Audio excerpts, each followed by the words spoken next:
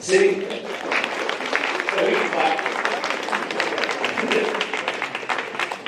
And I just want to thank you for taking the time to be here. I know Ms. Gupta reached out, and part of her class shared input and wanting to have you on campus. And I know we've packed your day with student meetings and tours and now a luncheon. And then you have one more stop after this to speak with one more class. So thank you for being here and spending the time with us. I know the students have been with you all day today, have appreciated it, and hopefully you know a little bit more about our story at Rio Rico. Just so everyone's aware of who's in the crowd, students that are sitting here are students that are part of our Student Senate, and hopefully our parents know that your students are Student Senate. The Student Senate is a body of students that I meet with monthly or every 3 weeks to gain student voice and student input to continue to make their school the best possible school. And as Senator shared with us, very similar to what she does for her constituents, as she shared that she's here to listen to what her constituents need, so that way she can be our voice at the state capitol. And I hopefully I got that right. Exactly. Excellent, yeah. And so, I'm really happy that Senate can be here as we modeled that, what she does for all of us. And also, we have teachers and staff from our instructional council that are here. And I do the same thing with that group. I meet with them. We met yesterday, and the first standing item that's always on the agenda is what do your teachers, what do your teams need? What resources do we need to be successful? So that's the staff forum that I meet with. So we're very used to, hopefully, everyone's used to that and having you here representing our constituents. So thank you. We wanted to take this time to provide an opportunity for students and staff to engage in questions with you. But I also thought since the school's a community, I also wanted to invite parents here. So there are parents in the room, and that's the third phase of a school, right? We have student voice, teacher, staff voice, parent community voice. In order to run a successful school, we need all three parts. So thank you for the parents that are here. I know I reached out super quick, and you guys responded with little notice. So I appreciate you coming here so that you can gain that feedback as well. And then, in order for everything to work right, we have the support of our district administration, Mr. Shadler's here, and Shannon's been around catching PR stuff so we can share our story. I'd like to say that it's our job to share our story, otherwise no one will know it. And so hopefully you can take our story back and voice that where it needs to be voiced in support of education. Before we get to the Q&A, I wanted to share some things with you just so you know a little bit about the Student Senate. Well, first, welcome to Hawk Nation. And just quickly, we really pride ourselves on creating a student-centered culture and listening to our students so we can create a successful school. That's one of our primary goals. And actually, Mr. Lopez is here. Mr. Lopez, if you guys can get a round of applause for Mr. Lopez, Maribel, Lily, Randy up top, everyone, all those people helped make this happen while we were walking around and touring campus. And so actually, Mr. Lopez and I, Mr. Red, are going to speak at an upcoming conference on how to create a student-centered culture and empower your students past having a student-centered culture, because it doesn't stop there. So we'll be at ASIALA's Sunday, Monday, speaking to Latino administrators on this very topic. Brandon, if you go one more, please. Atticus is in here, and last year Atticus helped make this video with members of Student Senate then, and this video does a good job of talking about how Student Senate functions on campus. And so if we can play that video, Randy, so everyone, parents and our visitor can understand what we do.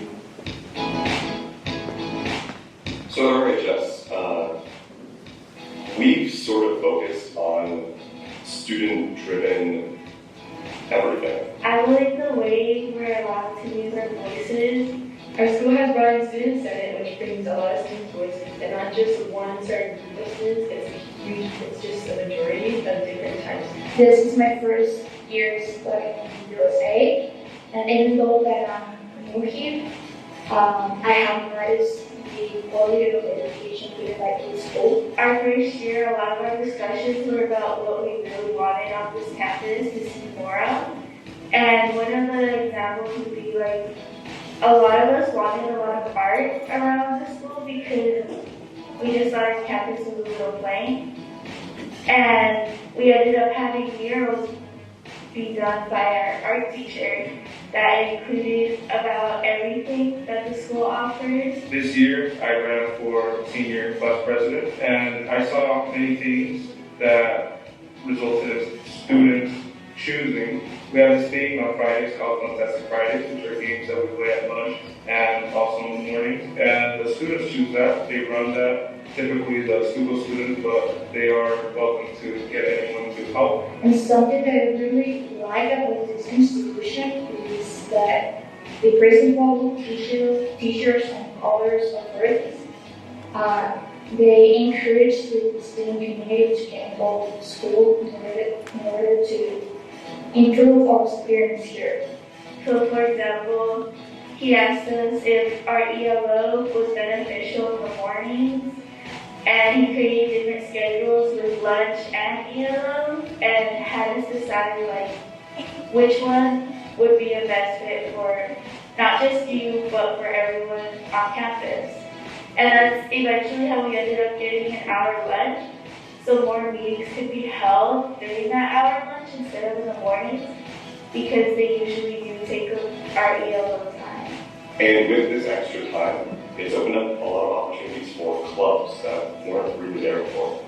I personally, I've now been able to participate in our Dead Poet Society Club, in our theater and film-related activities, and I've been able to take up student leadership positions within those. And it's given me a lot of freedom and a bit of creativity and expression when it comes to things I care about and these different activities within our school. And also, sometimes students will be brought into the office to speak with some administrators about new things they're trying to bring into the school. And so they bring in the students so they know what we want, instead of just the administrators or the teachers thinking what we need. Also, when we're trying to bring in new teachers into our school, they bring in students so we can help interview them. So there's just a lot of little things like that that we get to choose now. There's also like Student Senate and other clubs that you get to choose, which is not really something that we've seen in the past. And during the second semester, we were allowed the opportunity to apply for the Senate, and he also decided to choose certain students that he believed made an impact at the school while he's been there. Some of the ways they achieve this improvement is by all the clubs in school offer. And one of them that I really enjoy and that I have seen the results of that improvement is Scenic Club that is led by the principal, where we share our thoughts and our opinions on issues that occurs in school. And I'm pretty surprised and happy that our principal hear our voice.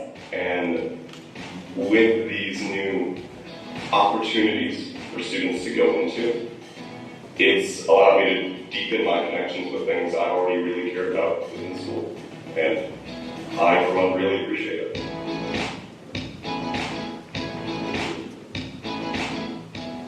Thank you for the video, I appreciate it.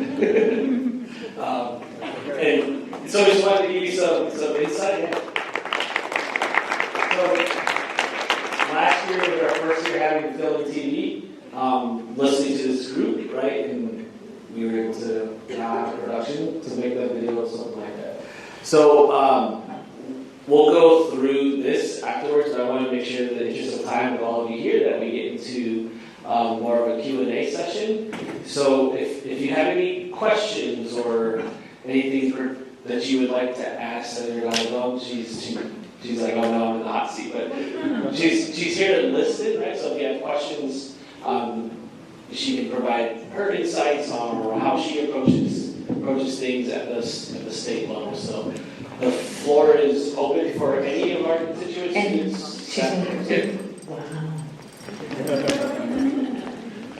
It's very odd to hear my voice.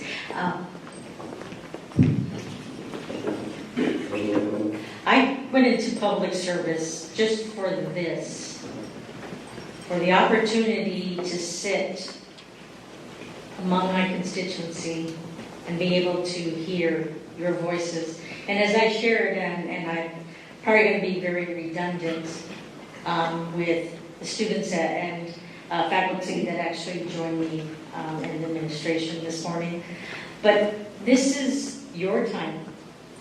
But I wanted to just share a few comments before I get into the Q&A. Public education is one of my top priorities. And when we as a state don't respect that, again, that's my personal opinion, when our educators, and I thank each and every one of the teachers that are sitting here, because this is your passion. You are leading our leaders, and I want to thank you, each and every one of you, because I've heard from you. When 75,000 educators, friends, family came to the Capitol in their red shirts, that was a huge message to the state of Arizona. So I just wanted to start with that.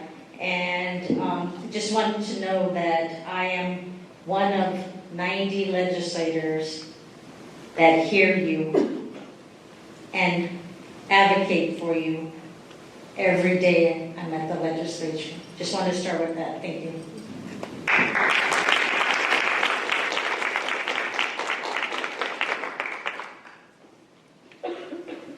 All right, so with that, the floor is open. If anyone would like to ask any questions, or it could be questions about whatever you are interested in knowing. It could be to get more knowledge about her role, how she represents her constituents. Anything. It doesn't necessarily have to be about politics. I like that one. So, I want to hear about you.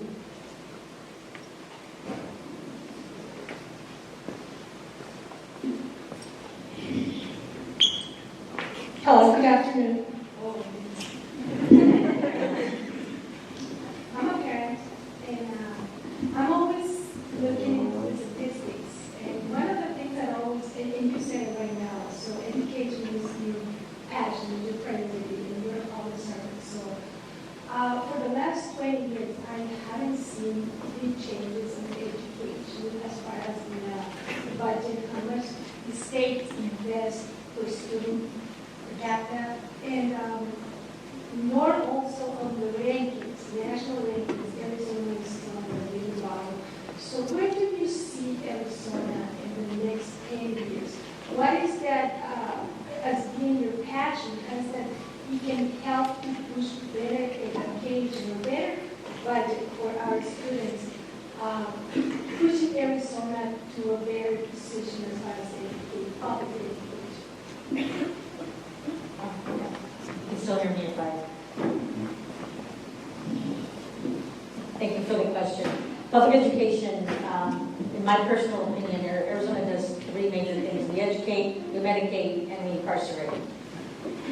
And when the director of the Department of Correction actually is asked the question of how do you base how many beds every budget, fiscal year, he says the number of students that read by the third grade level. It's got to be that.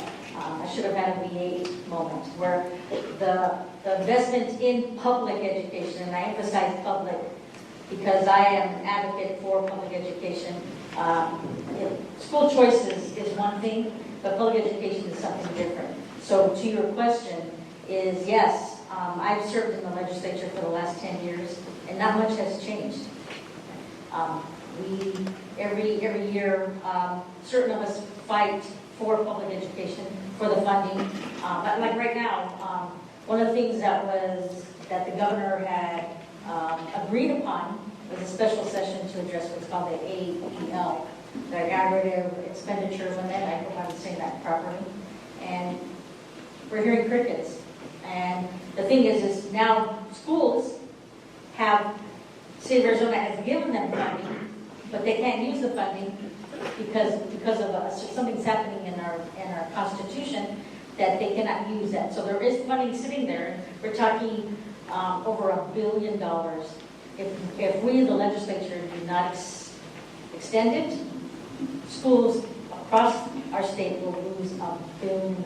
That's what it be. So when it comes to public education, we have to really look at getting new leadership. I agree with you. Kathy Hoffman, the superintendent of public instruction, she gets it, but she's very limited to what she can do. Our funding formula needs to change, and the way we address our educators needs to be very different. And, for me personally, I hear from educators from throughout the state, not just not my district, but throughout the state, where they are underappreciated, and that we, public education teachers, administrators, the people that work in your cafeteria, the bus driver, all of them need to have more funding. And when it's limited to what the schools are doing, and again, it's local control, and I know I'm getting a little, and I'll bring it back into not being in the weeds, but local control is very important to me. Our school districts, the people, actually, they vote in, they elect people that are going to represent them in their school boards, and they should be making the decisions, not the state of Arizona in regards to how the funding is. So lack of funding is you're right. We teeter between 48th and 50th in the nation, but there is a silver lining.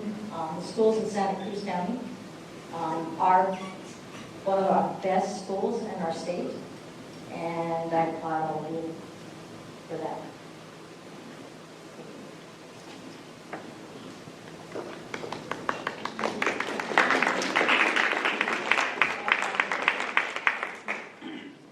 Go ahead, Mr. Simmons.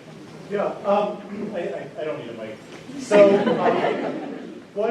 one thing that is a really great untapped opportunity is these partnerships with our local government, our state government, even our national government, if we can make those connections. And from your experience being in the legislature and having colleagues in the legislature, what are some of the options to create that community and to create that connection between our community and our legislature? Obviously, this is one example, but what have you seen and what ideas do you have to continue the relationship and to branch out?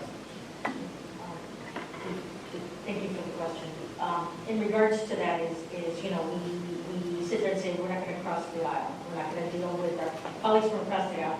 And I totally disagree with that. We need to work together, because if we don't listen to each other, we're not going to get anywhere. So in that aspect, the teacher academy came through the legislature, right? There was legislation that actually allows community colleges with certain degrees to offer 4-year degrees.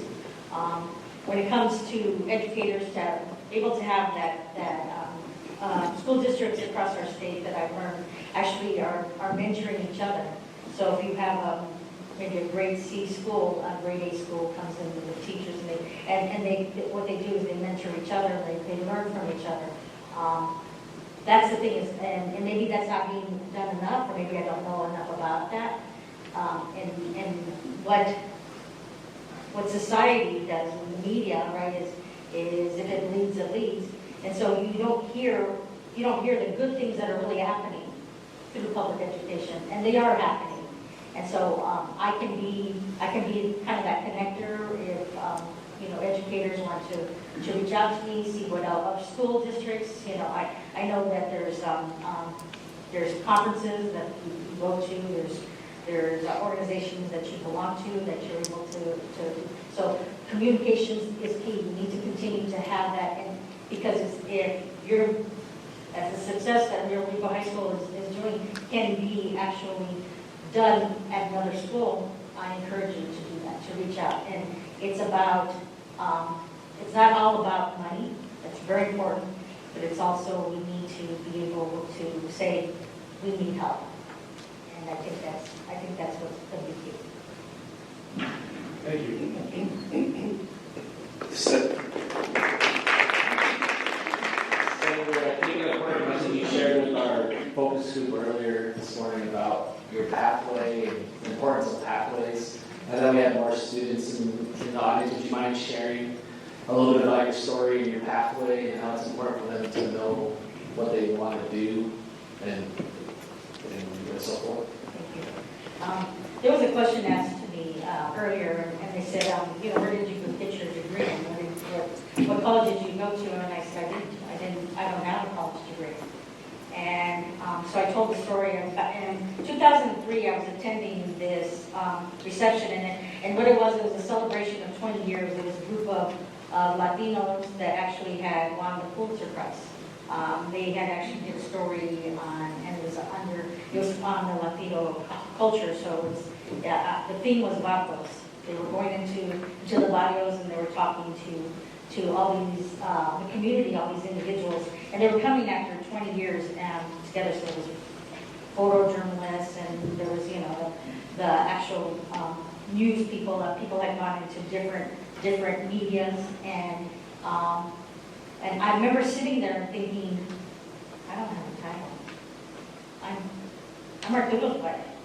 And that's the moment my light bulb went off, and I said, I need to do much more for myself before I can do others.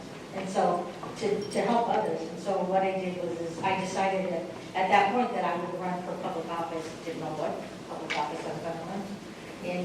And in 2004, we moved to Saudita, Arturo and I, and we've been married 35 years, married my best friend. And so what I saw was that as a woman at that time, most women have to be asked about 7 times to run for office. Men, 1 or 2 times. So back then there was less women in public office. So my pathway was that I was going to start becoming more involved in my community. So I volunteered, was on boards, I was on commissions. I kind of put myself in there. And why I didn't go to college is because my husband was the one that wanted to really get into education. So we met, I was 19, 17, and he had his pathway where at a certain age he was going to have his undergrad, and he was going to be a CPA, and he was going to get his MBA. And so he wanted to teach, he wanted to teach accounting, and he really enjoys that. And so I supported the family. And I took great pride in that, being able to raise our son, and he can focus on his education. And so today he gets to work, and I get to do what I'm doing now. So the pathways are your choice. Not all of you are going to go to university. Not all of you are going to go to community college, but you can get certification. You can get a career by CTE, JTED, right? So public education, to me, I've defined it as early childhood development, right? I love first things first. Ready for school, set for life. You have K through 12. You have, again, community colleges. You have public universities. You have adult learning groups. You get CTE. I mean, we're done in here. But all of that, we're all lifelong learners. Every single one of us are learning every single day. I'm learning today, and it's going to be wonderful to be able to stand on the floor of the Senate and actually share this moment, because that's what I do. Is because you are leading me so that I can be a better public servant. So when it comes to pathways, decide what you want to do and go shadow somebody. My son wanted to be a dentist, and he went and shadowed the dentist and found out he did not want to be a dentist. And he was like, not where the people's mouth, and that is really gross. So that's the thing is I'm able to, I'm a connector, and so I'm talking to the students here, and it's like, you know, what do you want to pursue? And so I said, I want to, I think it was geometry, right? And so let's go shadow somebody. I had, so again, the pathways are there, and you need to go ask, because no one's going to hand it to you. I guarantee you 100%, no one's going to hand it to you. But if you go and you pursue relationships, if you pursue getting out there in the community, and not be stuck inside the box, inside, okay, I'm in Rio Rico, and I'm not going to go anywhere outside. You need to be able to have those opportunities to go out and be what you want to be. And I want to end with mentor the younger students. Show them the leaders that you are. And I guarantee you, you're going to see success, because sometimes these younger students cannot find their voice, and you can give it.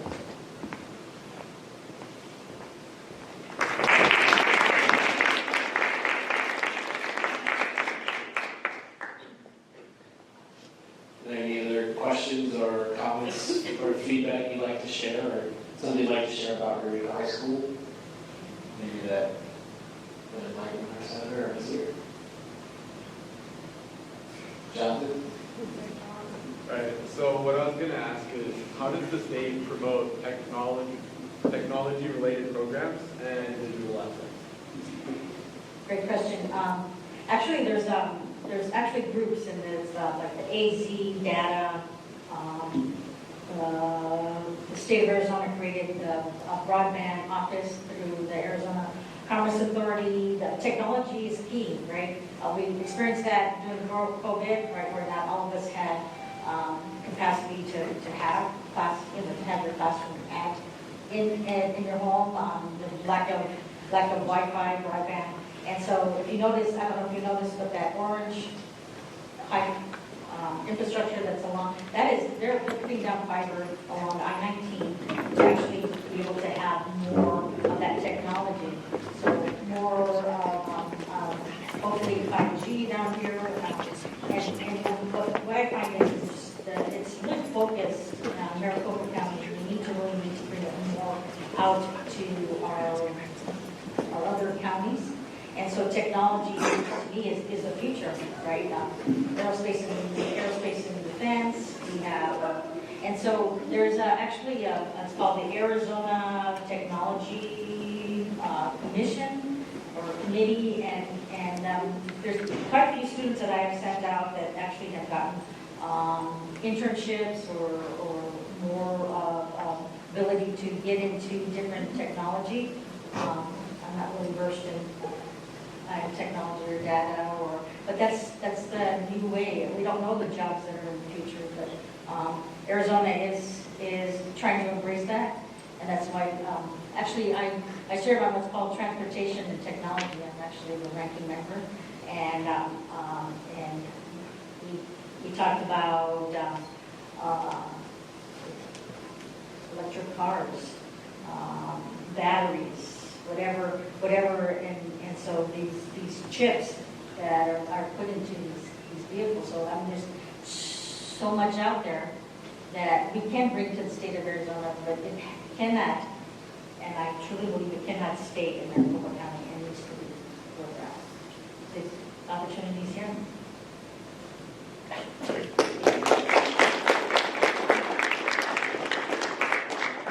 Some of our teachers have to go because the bell rang, so they had class. But I know Mr. Rodriguez wants to ask a question before he goes. And just along the line of topics of the transportation for everyone that's in here and lives on Pendleton and exit 17, Yulia asked about the flashing red light already. All right, good afternoon, thank you. I'll be tardy. Sorry. So just something about Rio Rico High School, we just got the report that we made it to a B school. I don't know if everybody here knows it, but we moved up, so our letter grade's a B. But we also know that there's funding that comes along that for staff and teachers, and it's part of that budget that you spoke about. Because I believe in years past, it's been frozen, but we are, hopefully, we've earned a little bit of a public. So what's going to happen come January? You said the governor doesn't want to call a special session, but you will be in session in January. What's going to be done to take care of that, and do you foresee that budget being, or those funds being released? The thing is, Results-based funding. we had actually had the support, we did that, I think it was in March, right, that we have. And we had the legislature that was supporting that. I don't know what's going to be legislated. The legislator is going to do legislation, is going to do. So what I ask all of you is write the new governor, whoever the new governor is, write to whoever the superintendent of public instruction, write to reach out, and express how important this is, and not just the faculty, but the students, the families, the parents, the community at home, because it's when I was talking about Red for Red that came up, and the governor did something in regards to teacher pay, but it wasn't enough, right? And so I don't know. I'm going to tell you right now, as one of 90 legislators, I don't know if we can pass it with the new legislation. And I am Debbie Downer here, but I'm hoping, we don't get the new legislature until January 9th, so hopefully between now and then, we really encourage the governor to bring us back to special session so that $1 million can go back into our schools. Because some of us legislators, we supported the budget, the bipartisan budget, because of the promise that he made. And I'm very disappointed in Governor Ducey, because in my personal opinion, he lied. Not only to us at the legislature, but to the state of it. So I answered your question. Well, on that note, though, because there's 1.6 billion that's being held up, so a lot of the school districts around the state are going to have their funding withheld, Yes. and are going to have to make changes. Fortunately, we're going to be safe. Our district will be.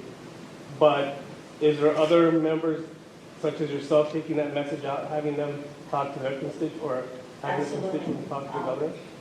Lifelong Democrat here, we have constantly put it in social media. We have written letters to the governor.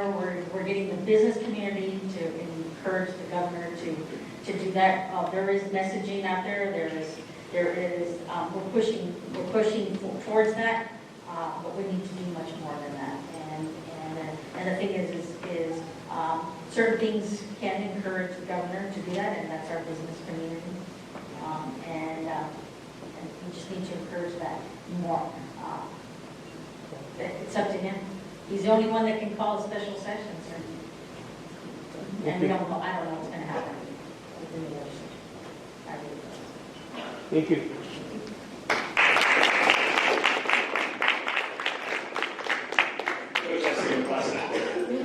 Are there any other questions or ideas? No, I don't need the mic. Okay. So, I do appreciate you coming down to San Down and visiting the school. What did you take away from this? I know it's not complete, it's not done yet, but so far that you have seen, what is that taking that? I've been visiting schools for the last 10 years. I've been serving for the last 10 years. And this is the first time that my visit has been led by students.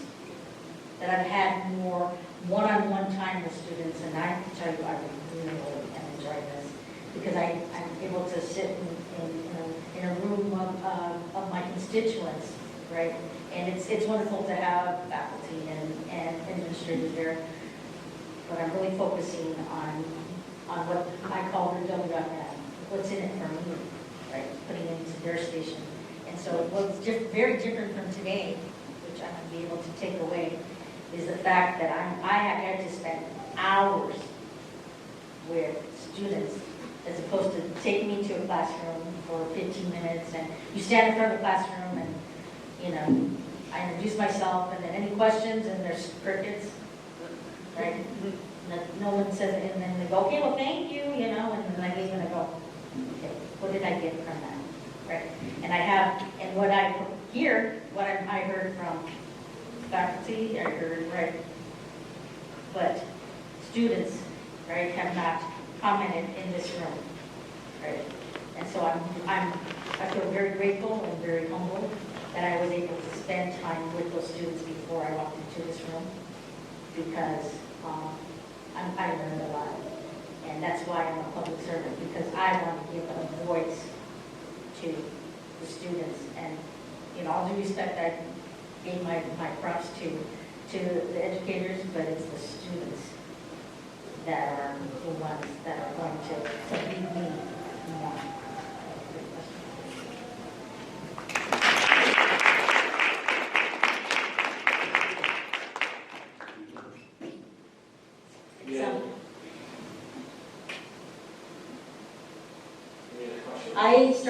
I started in very humble surroundings. My father was career Air Force, but I had an opportunity to actually live in different parts of the world. And when I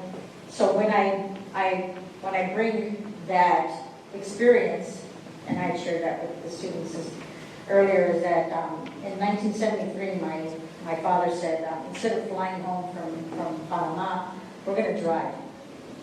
And why I share this with all of you is because that was the first time I really learned about diversity.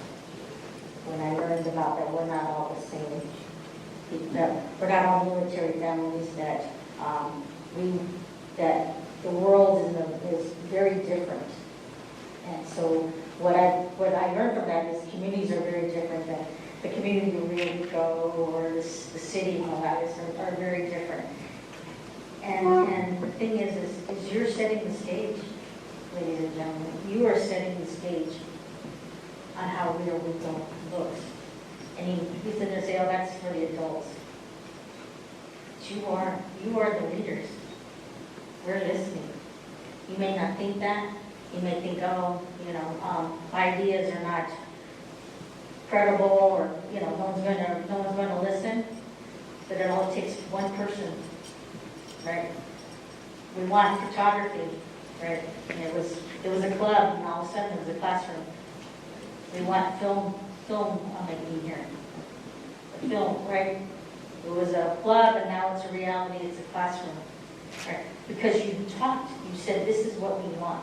This is what we're looking at. This is something that's going to really bring me out as an individual, so that because we're not all the same. And we need to continue to express ourselves in respectful ways. Someone had asked me about how I got along with my colleagues from across the aisle. And the thing is, and I shared with them, is I don't have friends at the Capitol. I have colleagues at places. A friend is something totally different in my definition.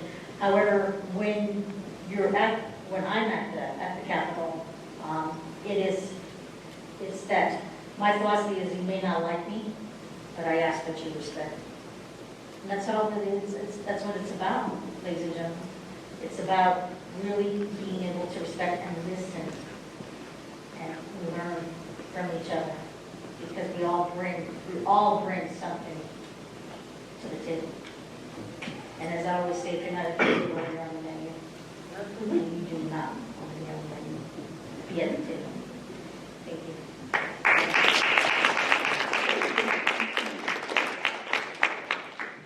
Thank you, Senator. We would like to play one video of a program that started, as you mentioned, for student feedback. Randy, would you mind going? I think it's one more slide. And it's going to be the first circle. That one, yeah.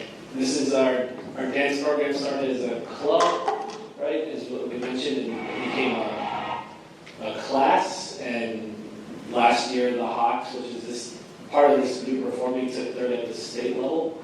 And so this is their homecoming performance. Our homecoming theme created by Studio is Carnival. And so the Hawks and the advanced dance team puts a themed dance to that theme. So just giving you an example.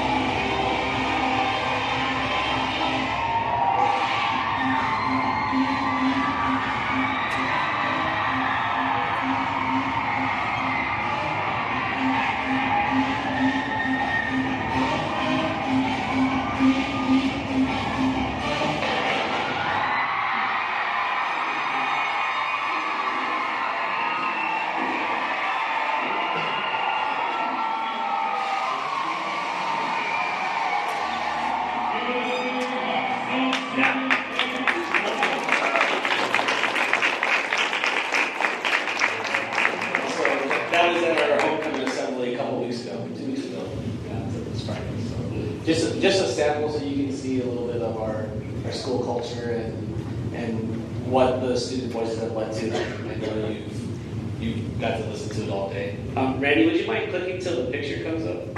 And so one thing, I know you said you're supportive of the arts.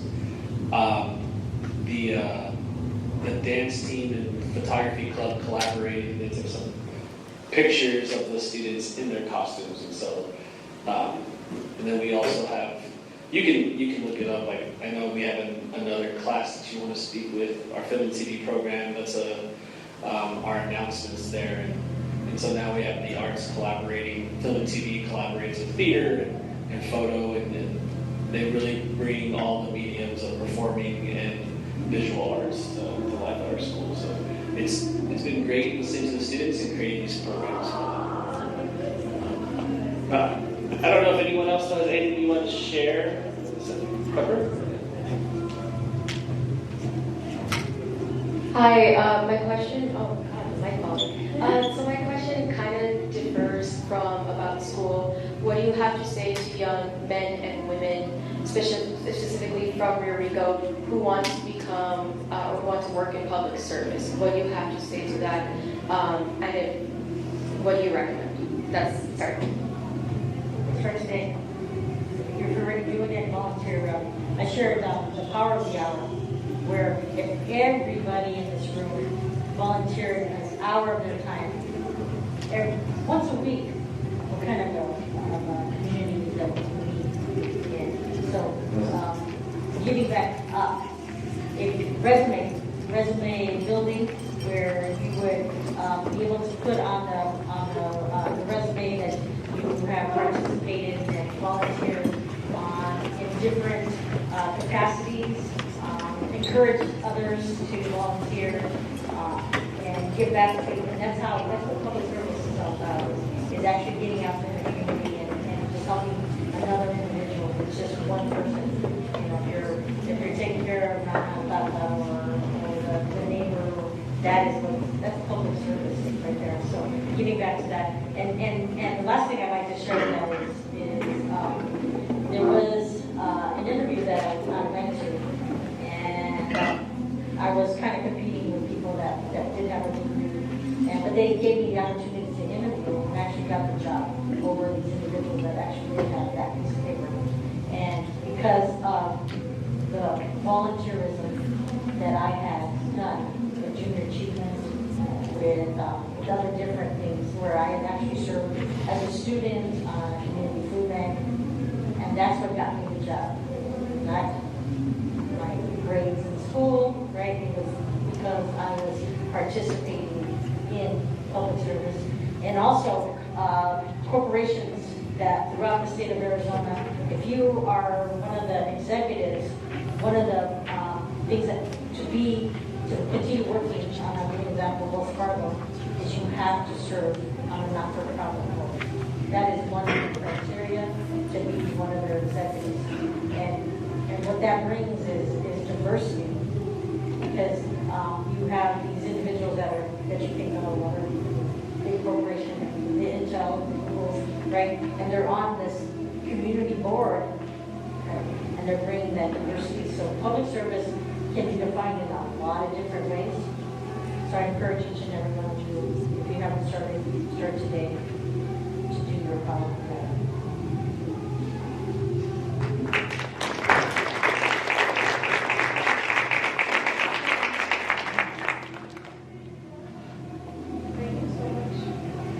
Thank you so much, Senator. Thank you for answering the questions.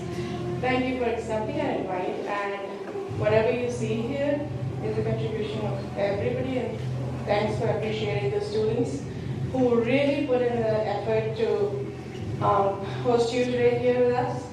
I have my 5th hour students. We were supposed to go to the class, but as we are running late, so I got them here. This is my class who did not want to do the regular teaching happening today. They didn't want to do it at all because they knew you were coming. So they have some questions that they want to ask you. But before we start the question, I'll let my 2 students who have been with you today, this morning from this class period, the 3 of them, I'll let them introduce you to the class first. Thank Thank you.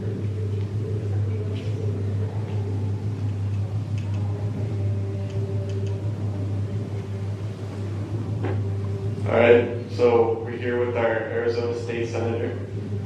Make sure you're asking questions. She'll answer them honestly, and she's really taught me a lot today.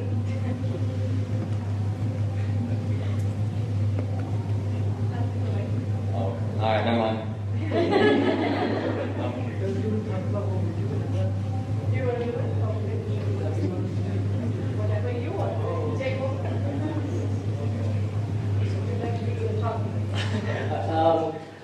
We haven't really told you exactly yet. I'm sure you know about dual enrollment and all that, but basically what this class is, if Gupta hasn't told you already, it's basically, we're doing the class here, we're being taught, and we're also enrolled partially in PIMA, and we can get college credits, and it's basically for free. So it opens up a lot, and I can start us off with the first question we have here.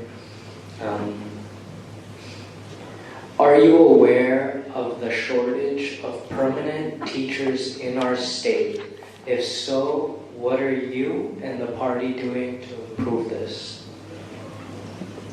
Thank you for the question. Again, I'm a big advocate. I champion public education. Public education is key. Any public school cannot deny a child an education. Private schools can. And so the lack of teachers then and the ability for them to actually be paid what they're worth. The country of Japan, they really respect their educators and show that. That is a career that is very highly respected. Educators here, I truly believe the majority of our educators do it for the love of teaching, being part of teaching our leaders. And I don't care if you're in kindergarten all the way up to seniors in high school, you are true leaders, and you perform that every single day. So the lack of teachers is something that needs to be addressed more, that needs to be talked more publicly. As I shared, Red Beret was up at the Capitol. We as legislators, we saw that. In regards to certain parties, yes, it has become political, and it's so unfortunate because that isn't something that we should be making ideology on, but it is. And the thing is what I encourage all of you is to vote. Vote for individuals that actually represent your ideals, your passions, and who are going to continue to respect our educators. But right now, in my personal opinion, we do not have that leadership at the Capitol.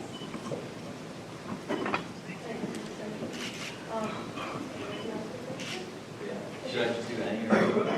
Whichever. So I just want to let you guys know the students came up with their questions today. We've been working on this, and there were about 50 questions. Now we're left with 25, so hopefully we'll be able to cover all of them. So I'll let you take whichever one you want. We'll go down the list. What can we do to address issues on mental health and depression in schools? Great question. We had a number of students come up to the Capitol when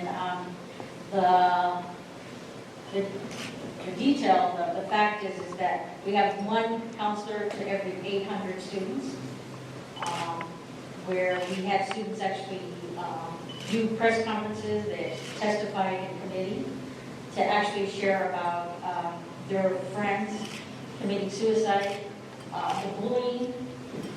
So how we as a state can work with local governments, with the community is actually to say we do have issues with mental health.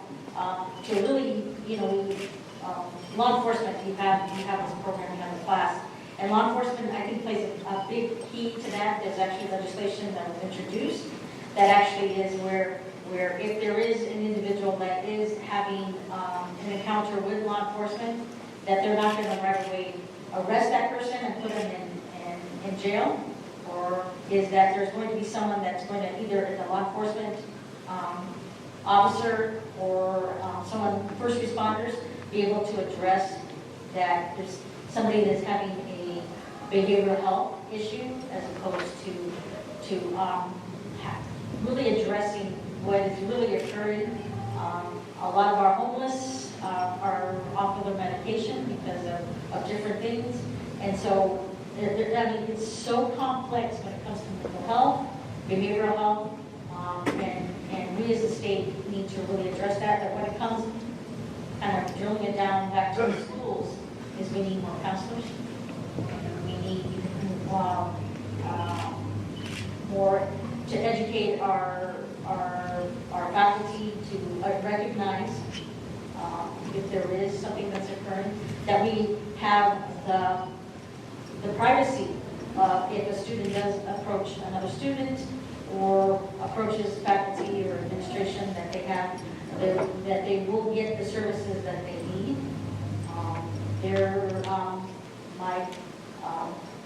I talk about my family a lot. My sister is SMI, so she's paranoid schizophrenic. When she's on medication, she's very functional. And the thing is, when you're a public servant, you bring in those experiences.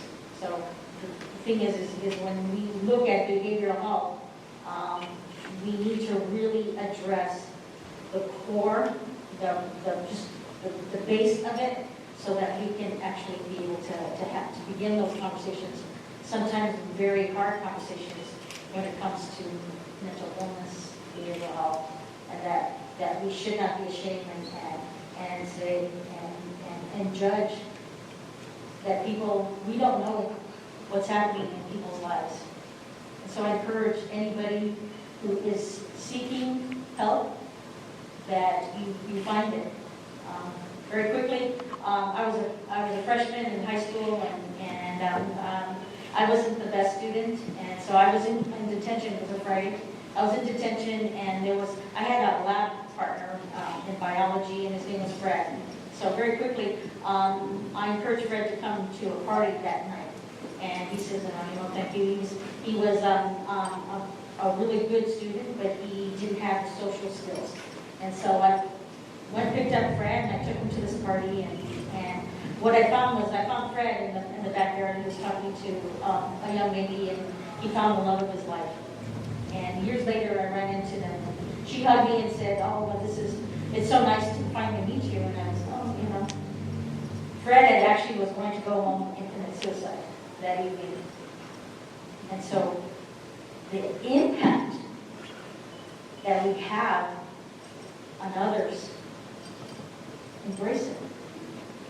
If you find someone that's sitting alone at a table, talk to them. Dealing with my sister was very difficult. Not understanding, not realizing what was occurring with her body, the chemicals, and so very long answer to that, but I wanted to share with you is that it's real, and we need to have more conversations about it. We truly do.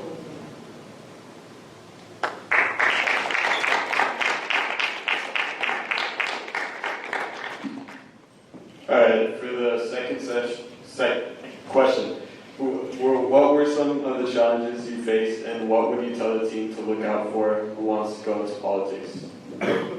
Community service, public service, begin with wanting to give to others. You're in the spotlight. You, as a public official, you are scrutinized. You're put under a microscope. You are judged. And I have to tell you, when I served on some of the town council before I served the last 10 years at the state legislature, and I wanted to be like, I really, really wanted to be like it. In order to really survive politics, you need to love yourself first and foremost. because then you can serve others. And that was not an easy lesson for me, because I really, really wanted to be liked. I really wanted to be accepted. I wanted people to say, hey, you're okay, Rosanna. But if you're going to go into the public life, you need to be able to stand on your own, and you have to be able to have those hard conversations. You need to agree to disagree, and when someone becomes disrespectful, you need to learn to walk away. Thank you, Senator. Okay,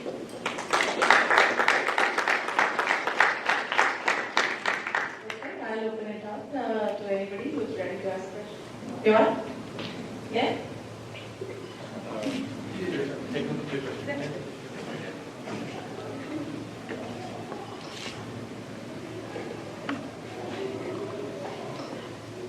For your own experience, how did you really get into the political world? That event in 2003, and I wanted to go into public service. I didn't know what that would look like. And so in 2004, my husband, Arturo, and I moved to Saladita. And it was a small community. In the year 2000, the census had 3,200 people, and in 10 years it moved to 25,000 by 2010. And what I found was that there was no one that looked like me on the town council. No one that really wanted to answer my questions. They were not available to me. I had a lot of ideas, and so I decided to run for office. And that took a lot. But first thing I did was I went to my family, went to Arturo and our son Andres, and I said, I'm running for Saladita Town Council. And instead of them saying, you need your head examined, they said, go for it.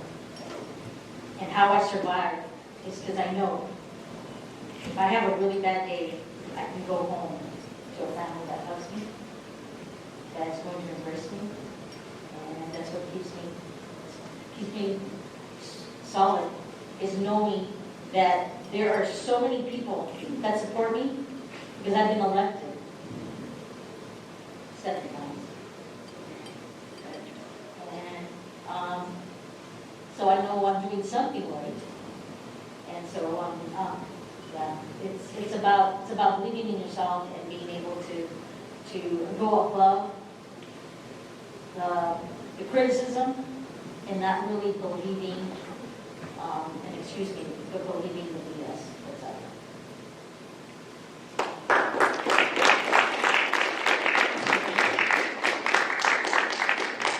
That was really inspiring. Thank you. Anyone else? Questions? No? Yeah. They're good questions, by the way. As a woman, what were the kind of hardships you had to face to become a representative? I was actually sharing earlier today is I was in banking for 14 years, and back then I was the first to Interstate Bank, and we had a dress code where we had to wear skirts or dress, right? No pants except on Fridays, and it was a very much of a male-dominated world. And what I did was I was in dealer finance, and one of the things that was very enlightening to me is being able to sell myself. And I was able to actually buy paper. I was a loan officer, and that was only reserved for people with a degree. But I was able to work my way up from doing credit checks to inputting applications, et cetera, et cetera. And so as a woman of color, we are, I guess, looked down upon back in 2003. But let me share with you that the Democratic Caucus, there's 14 members, and 10 of them are women, and the majority of them are women of color. We are coming out. We are where our voices are being heard, because we are actually expressing ourselves. And not to say anything about our male counterparts, is that we as women need to be asked so many times to run for office. And while a man, you ask me a couple of times. So women are pushed down.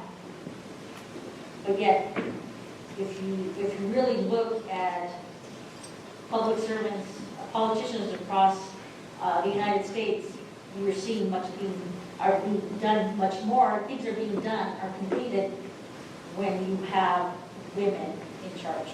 And that's just our nature. We're nurturers. And so again, we all come in all different shapes and sizes, but and that was the challenge for me was when I first ran for Charlotte Town Council, is being criticized for being a woman of color. And when I hit 8,000 doors, grassroots, and was elected, and the powers that be said, Rosanna, you're never going to be elected because we're going to work very hard for you to never sit on the dais with us. And, we need to express ourselves. We need to embrace our differences. We need to become a diverse, quality communities.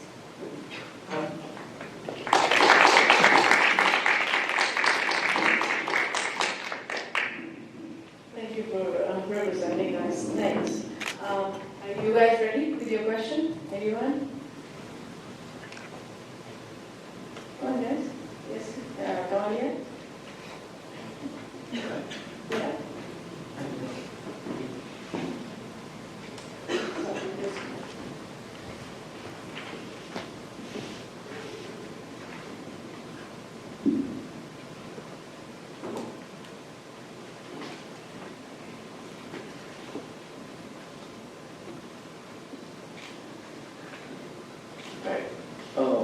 What are you going to do to make my time as an Arizona resident pleasurable?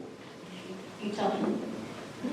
The thing is when we look at the state of Arizona, when site selectors come out and sit there and say we want to build our business here, right? What they do is they look for how good our schools are, how recreation, right? And also the fact is that it has to be a good community. So in order for us as a state and for me to actually represent you well, is I need to hear from all of you. What do you want to see, right? You told the administration, you told the faculty here, what you wanted. You were able to get, right? I hear of all the growth of this school, right? Because of your voices. Well, because you shared that, you need to share that with your elected officials. And one of the things that I had shared earlier is that your local elected officials, if it be the board of supervisors, your school boards, if you live in Nogales, it'd be the town council there, city council there, the provisional college, run for office. Right. I hear that people are interested in running for school board. Right. I believe you just need to be 18 to run for school board. Right. Be an ambassador for your community. If that's what if this is what you want, then allow me to advocate for you. Right. But I need to hear from you. I have all these ideas, but if I don't hear from you, then how can I be a true public servant?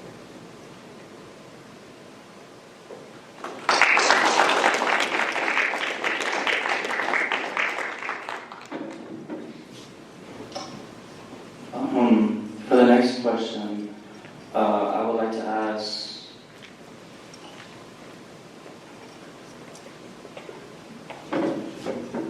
what was it like being a senator, and what sort of responsibilities did you have to undertake in your position? Good question. When I was a freshman, I was first elected in November of 2012, and then I was first sworn in January 2013. I didn't know what I was doing. And one of the things, though, is really finding out how to be true public service. And it wasn't about me going to Phoenix and working with my colleagues up there. It was about actually coming back to my legislative district and hear from all of you. And the thing is right now I represent a little over 200,000 people. And the new legislative district after the districting is going to be legislative district 21. I'm going to have about 240,000 people. Do I get to meet all of them? No. But I want to hear from them. And how I hear from them is it could be emails, or they come and talk to me at the grocery store, or if I come down here talking to all of you, that is what it's about. So preparing yourself to be a public servant, we all come in different walks of life, and public service is very, very different to each of us. It isn't. We don't get a manual. We don't get something that says this is what you need to do. It's you creating that position.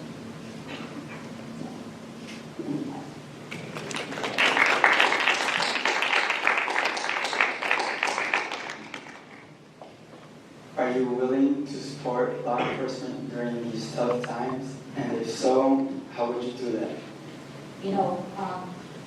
Thank you for the question. A very political question, I'll tell you that right now.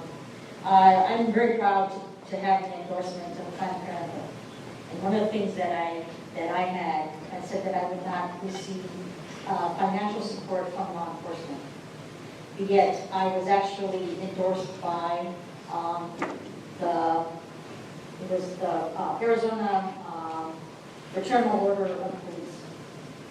And I had a lot of pushback. I have to tell you that. I probably lost some votes that way. Because law enforcement plays a part in society. And how, and I believe I've shared with several of you, is that a bad officer just makes it really bad for the whole law enforcement. So there's been a lot of legislation. It could be the body cameras, filming within the 8 feet. So there is a fine line between the Second Amendment,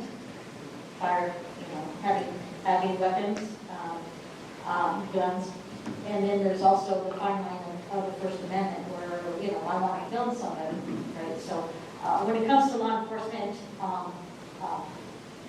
this is something where I didn't take it very lightly. When Planned Parenthood said we need to sign this pledge to not accept this. But however, I've been supported by both, right? And so the thing is you have to choose your battles. You have to choose what you're going to, how you're going to represent your constituency. And sometimes my constituency is going to say, because you are been endorsed by Planned Parenthood, I'm not going to vote for you. And because you're endorsed by the Fraternal Order of Police, I'm not going to support you. And that is something that each individual voter and my constituents are going to decide. But to answer your question, is law enforcement is a very important part of our society, and how they are trained, and how their behavior, and it comes with the leadership. It could be the chief of police or whoever it is, right? That it really begins with that. And if you do have that one bad apple, it should not reflect the entire district.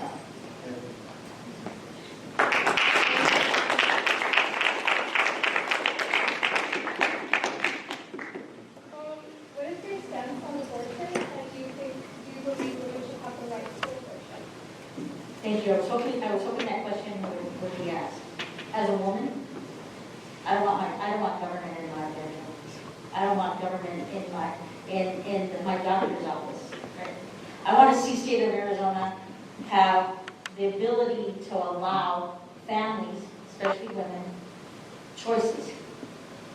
To have a family, to adopt, to have no children, or to have an abortion. That is a personal choice. Abortion to me is a health choice. It is something that is very controversial with Roe v. Wade that actually came down from the Supreme Court with the two conflicting bills, right? So when Roe v. Wade went down, during the legislative session, the governor signed it, was the 15-week, right? To have the ability to have an abortion, but then they went back to the 1800s, which was total a ban on abortion. So women, it's our body. As a woman, I do not want someone to tell me what to do with my body. And so I was actually talking to, now with abortion being there, what's next? Contraception. So again, I want one day for Arizona to look back and not have these regulations, not have these bans, not have them, the government in my doctor's office or in my bedroom, right? One day I want us to look back, all of you, to look back and say, why did we have a problem with that?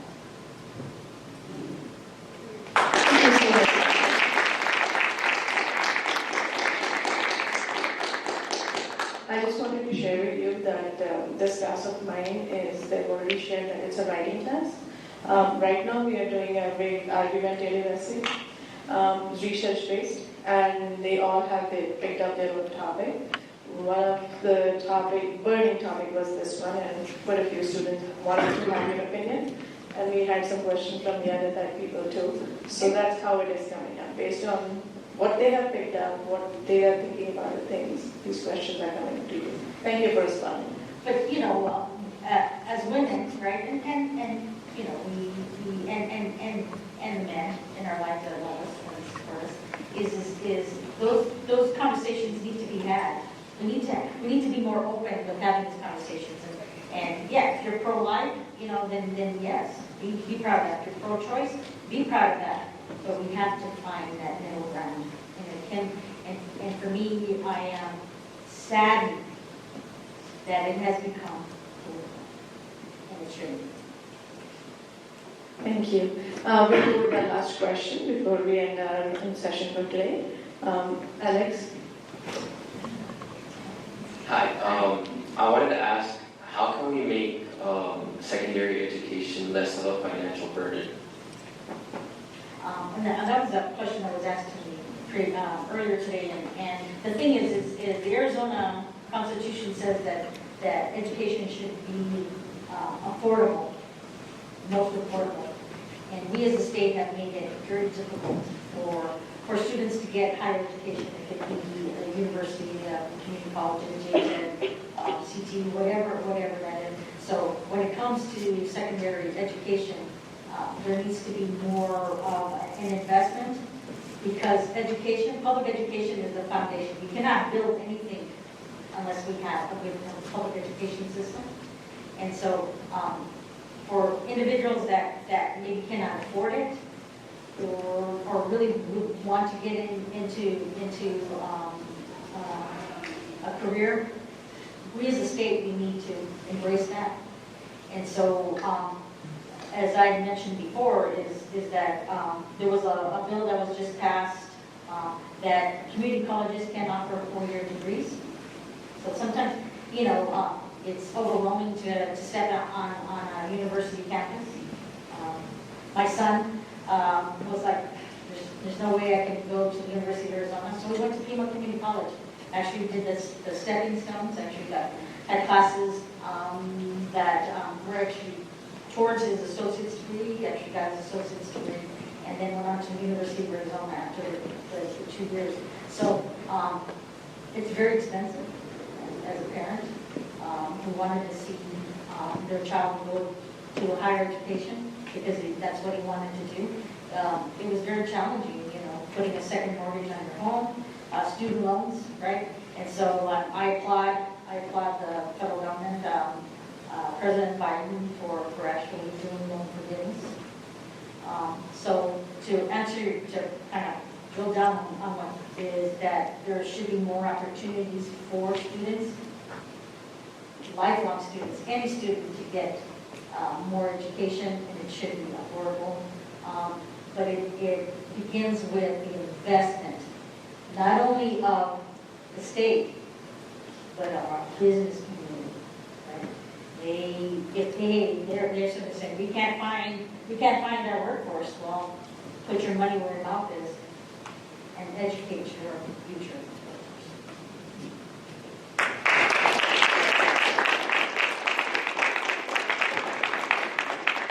Thank you so much, Senator, for giving us those important hours of your life and answering all the questions that our students had from you. I'm pretty sure I heard some of the questions that were repeated, and you've been so patiently answering them again. Thanks for that. We'll bring today's session to closure, and I will request you to say a few words to present students.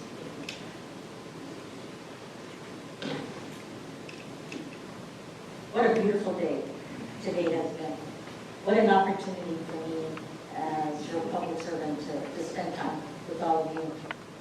And I encourage you to reach out to me and let's have those conversations. I want to hear from you because as I said, when I'm standing on the floor of the Senate, I want to be able to repeat your stories. I want to be able to share what the good and the bad of what you're experiencing. I told a quick story, but I think it's very important that I repeat this story. It's from a TED Talk, and one of the things is it says we all deserve a styrofoam cup. And very quickly, what it is when someone was actually speaking at a conference, and basically what their message is that when we have a title, which I have a title, we are served our beverage in a very beautiful ceramic cup. And but I'm not going to have that ceramic cup. Right? At one point, my beverage is going to come in a styrofoam cup.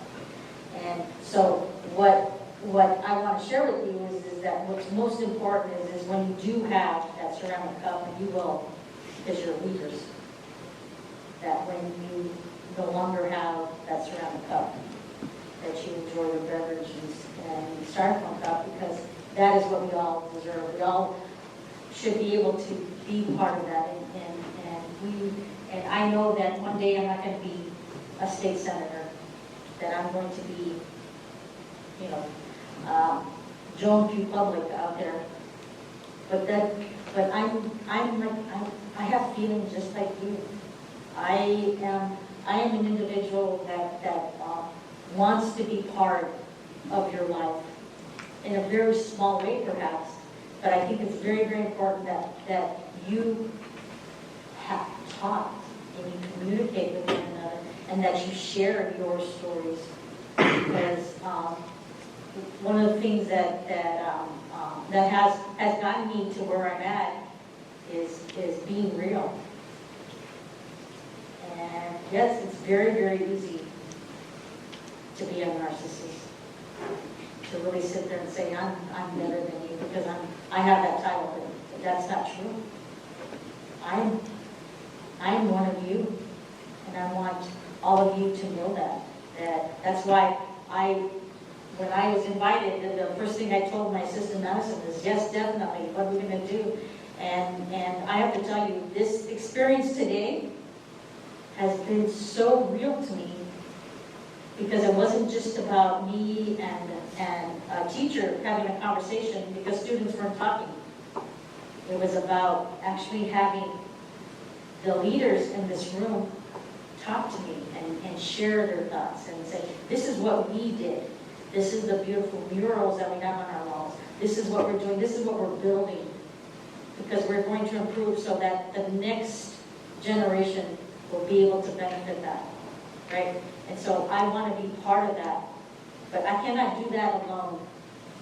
And the legislature can't do it alone. We need to have the communities come together and be part of that solution. And all of you are part of that solution. And you need to understand that and embrace that. So I just want to end with, I just want to very humble. And I'm grateful.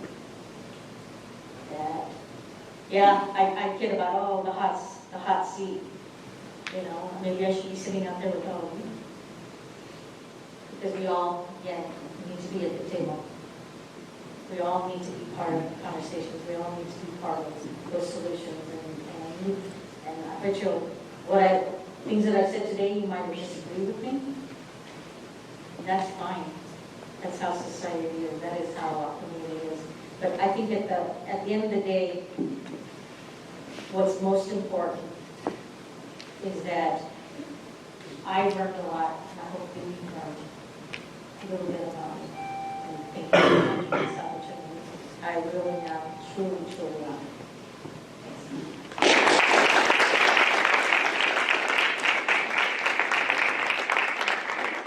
Thank you very much, Senator. We'd like to present you with a little token of appreciation.